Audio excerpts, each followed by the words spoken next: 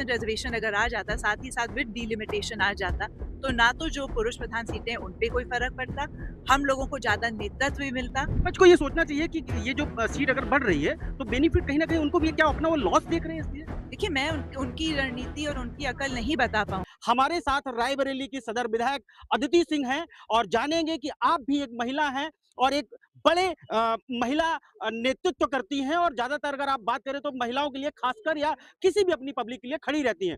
उसको लेकर के जानेंगे कि इस जो बिल गिरा है संसद में उसको लेकर के आपकी क्या राय है और विपक्ष मैम सबसे पहले स्वागत है आपका आईबीसी 24 थैंक पर यू। और बड़ी चर्चाएं हैं इस बिल को लेकर के और भारतीय जनता पार्टी जिस पार्टी से आप विधायक हैं विपक्ष के ऊपर हमलावर है। 100% कल हम लोगों ने एक बहुत बड़ी रैली भी निकाली थी माननीय मुख्यमंत्री जी के नेतृत्व में, जिसमें हमारे सूबे के दोनों माननीय उप मुख्यमंत्री जी भी शामिल हुए थे, प्रदेश अध्यक्ष जी भी थे, संगठन महामंत्री एवं सभी हमारे वरिष्ठ नेता थे। हमारी सभी वरिष्ठ महिला मंत्री नेत्रियाँ थीं, विधायक, सांसद बहुत सारे लोग रहे थे और यही विषय पूरा था कि जो नारी बंधन अधिनियम बिल गिर गया है संसद में, जो पास नहीं होने दिया है विपक्ष ने, उससे कितना भारी नुकसान है महिलाओं का।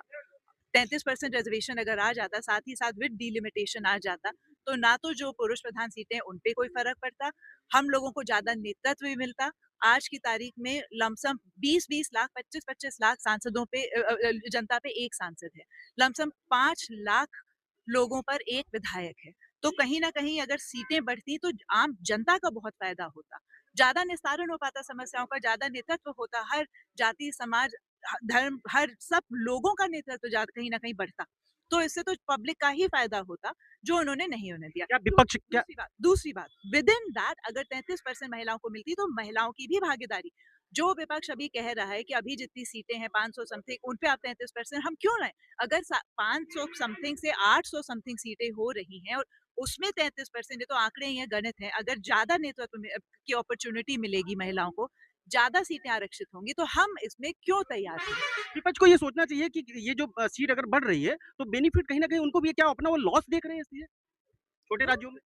देखिए, मैं उनकी रणनीति और उनकी अकल नहीं बता पाऊँगी क्योंकि मैं तो पूरी तरीके से इस चीज़ से असहमत हूँ। आई थिंक मैंने बिल्कुल आपके सामने अभी फैक्ट्स और फिगर्स प्रस्तुत किए।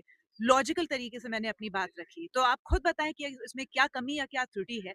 अगर सबके लिए सीटें बढ़ रही हैं, विदिन 2 सीटें महिला आरक्षण बढ़ रहा है, तो ये तो जिसको हम कहते हैं इकोनॉमिक्स में विन-विन सिचुएशन अगर हो रही है, तो क्यों आपने इस बिल को गिराया? ज़ाहिर-सी बात है कहीं न कहीं आपकी सोच में कमी है, महिला विरोधी है, जो भी आपके कारण है, पर ये बहुत ही दुःख की बात है, ख़ास तौर से महिलाओं के लिए। मैं खुद एक महिला विधायक हूँ, 2 बार की विधायक हूँ, मुझे पता है क्या-क्या चुनौतियाँ आती हैं, हम लोगों के सामने चुनाव लड़ते समय। हमारे सारे जो बहुत सारे ऐसे पुरुष प्रत्याशी होते हैं, जो रात में 12-12 बजे तक काम करते हैं, हम लोग नहीं कर सकते कहीं न कहीं, है ना? तो बहुत सारी ऐसी चीज़ें होती हैं, बहुत सारी ऐसी प्रॉब्लम्स का निस्तारण हो जाता, अगर महिलाओं को एक अलग आरक्षण मिल जाता।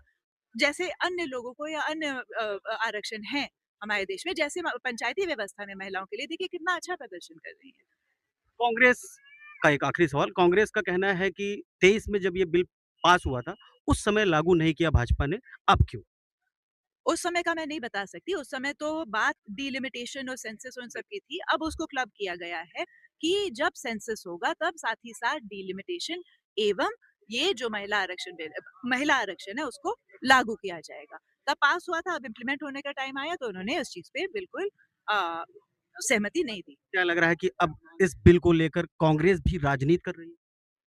उन्होंने तो अपना वो तो क्लियर हो गया ना, उन्होंने उसके अगेंस्ट वोट किया। सबके सामने है कि कितने येस लॉबी के वोट थे, कितने नो लॉबी के वोट थे, वो तो सबके सामने ही है। उन्होंने तो क्लियर कट उनकी मंशा तो अब क्या राजनीति करेंगे जब वो अपना चेहरा, अपना असली चेहरा सामने वो ला चुके हैं। अब अद क्यों वो अदिति सिंह रायबरेली से एक लास्ट सवाल कि असम और अगर बात करें तो कलकत्ता चुनाव को लेकर के आपका क्या राय है? बहुत अच्छा रहेगा चुनाव और बम्पर मार्जिन से भारतीय जनता पार्टी जीत के आएगी। Thank you. ये थी सदर विधायक अदिति सिंह